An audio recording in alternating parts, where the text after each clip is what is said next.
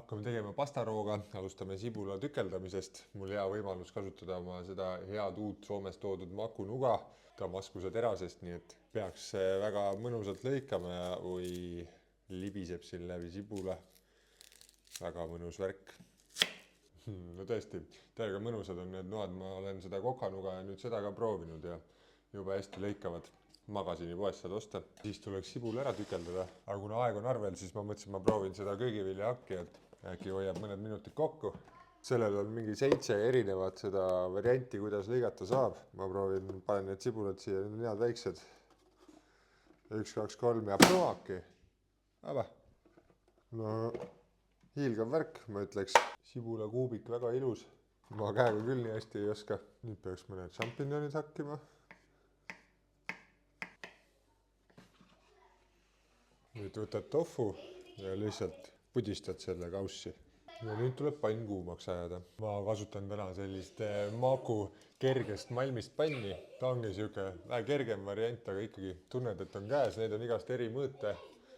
Need ka muidugi magasinis olemas. Jääks nende kõikide paksemate pannidega nii, et tuleb rahulikult pann kuumaks ajada ja siis ei jää siia midagi kinni.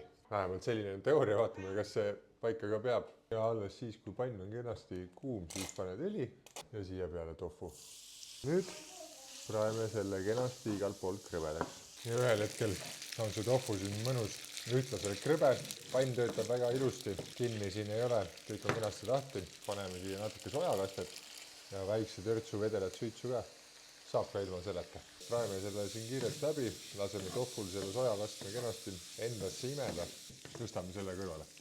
Viskan pannile veits võid, õli ka juurde ikka ja sibul ja šampinjonid. Praeme neidki siin seni, kuni sibul hakkab karamelliseeruma ja seened oma vedelikku välja ajavad. Ühel hetkel on need seened ja sibul siuksed väga isu eratavad ja mõnusad, vähemalt minu meelest.